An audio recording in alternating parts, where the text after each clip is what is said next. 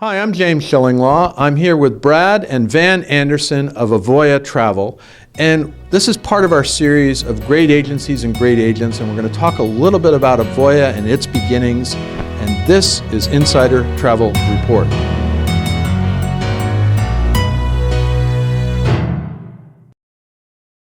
Brad and Van, I've been coming to your conferences. I've seen you all around for years, and we've watched as your agency has morphed into something pretty amazing, I think. Talk first about the beginnings, and you can go way back about when Avoya was first founded as Anderson Travel, and talk about that, Brad, if you could. Sure. Well, my parents, Pat and Pal, got in the business in 1964 in Hawaii, and then we moved to California and opened up our agency. Amazingly, 54 years later, we're still going. It's pretty amazing. Now, you were first started as a full service, a lot of corporate travel, everything else, right? And, well, you started as leisure and then got into to corporate. But how did that morph out to where you became eventually a leisure operation? The brick and mortar agencies in San Diego, as we added them, most of the marketing that we did was through the newspaper. Mm-hmm. And it became more and more complicated to list all the locations. Mm-hmm. So we listed phone numbers for each and would let the customers decide which one was closest to them. Mm-hmm. At some point, we were taking up too much space with phone numbers and less for the content. And it occurred to us in a conversation, what if we just had one number and we had all the calls going to one location, and then based on where the customer was or what they were looking for, we would distribute the call using one of the telephone systems available at that point. That changed when we discovered that when a call came in, maybe somebody was close to location in San Marcos, but they were looking for something in which the very best agent was in Rancho Bernardo. So instead of directing the call to the location closest to them, we directed manually, very manually, the call that was closest to the agent that could help them. That changed into a system that became what we have today, which is lead distribution. Well, and that is the major breakthrough you had. Now, first of all, when did the two of you sort of start running the store and took over from your parents? 1939. I don't think about that. It wasn't that long ago, I'm sure. But. No, I think probably in the late 80s. Right. They were getting older. They were still very, very involved in the business. But I remember my dad telling me, well, I'm going to do this. And I thought to myself, oh, boy. And then I said to him, okay, I'll help you. And that was probably in 1986. 1986. So you got that. Now, when did it morph over to become, at that time, America's Vacation Center from Anderson Travel? It was probably around 2004, maybe 2003. And so it occurred to us that with Anderson Travel, and more of our customers were coming from outside of San Diego County, so it became America's Vacation Center. Mm-hmm. And it was shortly after we came up with that name, it occurred to us that it was, even America's Vacation Center was probably too limiting. And so we eventually started changing the name to Avoya. Avoya. So and you really had focused initially on cruise travel, right? Yes. Well, we used to sell airline tickets, corporate. I mean, we were the very typical brick and mortar agency. Mm-hmm. And as we started to look at the opportunities, I started listening to Bob Dickinson and Vicki Freed. From Carnival. From Carnival at that point. Like, hey, you could make more money if you focused on cruise. Mm-hmm. And, it's a good thing we did because it was a really smart choice. And now we not only sell cruise, but of course, escorted tours and resort packages. Yeah, and that was the place to go next. Now, the other big breakthrough, of course, was the creation of live leads, and where you actually are giving your independent agencies the leads for customers. How did that begin, and how is it working now? Well, I started to describe that when we were distributing phone calls. Mm-hmm. And we developed some very basic technology that was essentially an internal proprietary chat system. Mm-hmm. So a phone call would come into this small call center we had from a customer looking for Seabourn, Silversea, Crystal, Holland America, whatever it was. And the call center agent would type in HAL for Holland America, and all of our agents in all these different locations were out there, and essentially who had the fastest finger and knew the product would press a button, and we'd transfer the call to them. That morphed into fastest finger, which of course isn't the best, into we started tracking their performance, who was selling the most, and so we began offering the specialty to the agent, no matter where they were, that was best at it. And that is best at selling a particular product, right? They're specialists. Yeah.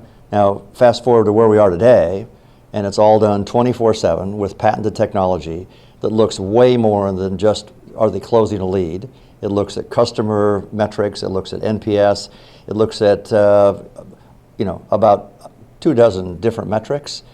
It's learning real time so that the customer is matched with the agent, the expert, the independent expert that is most likely going to not just get that booking, but get their next booking.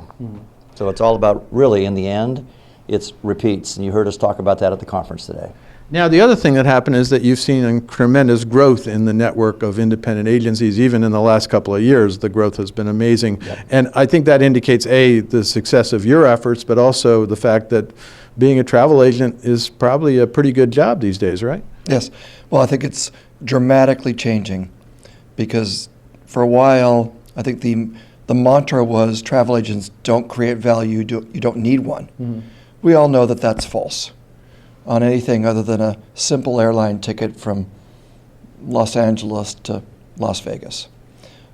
People have found that it's way more complicated to plan a vacation by themselves and get what they want without spending countless hours and probably more money.